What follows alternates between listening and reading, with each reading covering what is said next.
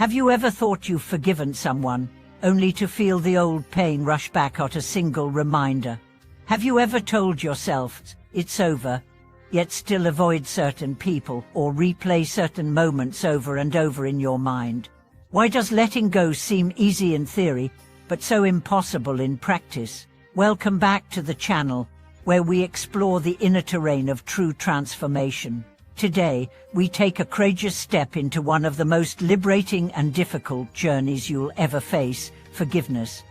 But not as a favor to someone else, as a gift to yourself.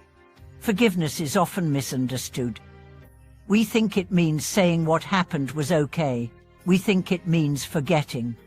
We think it's something we give to others so they can move on. But here's the truth. Forgiveness is not a kindness we do for them, it's a medicine we take for ourselves. Let's begin with a moment of honesty. Who are you still holding in your heart? Whose name, face, or memory brings tension to your body? When you think of them, do you feel heat, tightness, sadness, bitterness? This is not weakness. This is human. But here's what many don't realize. Holding on to that pain doesn't protect you. It poisons you. Imagine carrying a backpack filled with stones, each stone a hurt, betrayal, or unresolved grievance. You carry it through your job, your relationships, your parenting, your sleep. It gets heavier, but you convince yourself it's normal. Until one day, you break, not because of a new wound, but because of accumulated weight. Forgiveness is setting that backpack down, not because the path is easy, but because your soul needs room to breathe. Let's look at the story of Clara. She was betrayed by her closest friend, a deep betrayal that shattered years of trust. At first, she tried to forget. Then she tried to forgive and move on. But inside, she stayed closed. Her future friendships suffered. She stopped trusting herself. She stopped laughing fully. One day, a mentor told her, "You haven't forgiven because you think forgiveness means they win. But real forgiveness is when you no longer let them control your inner world." That sentence broke her open. She began journaling. She wrote letters she never sent. She cried. She screamed into pillows. She breathed through the storm. Slowly, she began to see that holding on to the pain was not preserving her power, it was stealing it. Forgiveness didn't mean reconciliation. It didn't mean condoning. It meant releasing herself from the prison of the past. Because the truth is this: as long as you carry the grudge, you carry the person. Let's explore the anatomy of true forgiveness. First, acknowledge the pain. Don't minimize it. Don't rationalize it. Say, "This hurt me," to own your truth. Second, grieve. Forgiveness is not a bypass.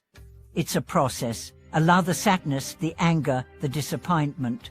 Let the feelings rise and fall like waves. Only what's felt can be freed. Third, shift your lens. Not to justify the action, but to see the person as a human, not just a villain. Ask, what wound in them caused this? What blindness were they operating from? Empathy doesn't excuse, it liberates. Fourth, release. Speak it out loud if you must. I choose to no longer carry this. Write it, burn it, bury it, dance it, move it through your body. Let it go, not just mentally, but somatically. Fifth, reclaim. Ask, what part of me did I abandon in this story? My joy, my openness, my voice. Begin to bring those parts home, because forgiveness isn't the end of healing, it's the doorway to wholeness. For now, here's something even deeper. Sometimes the hardest person to forgive is yourself. You replay mistakes. You punish yourself with guilt. You sabotage good things because you don't believe you deserve them. But what if your healing began the moment you said, "I did the best I could with what I knew then"? What if you stopped asking your past self to have the wisdom of your present self? Forgiveness of self is radical. It's saying, "I am more than my worst moment."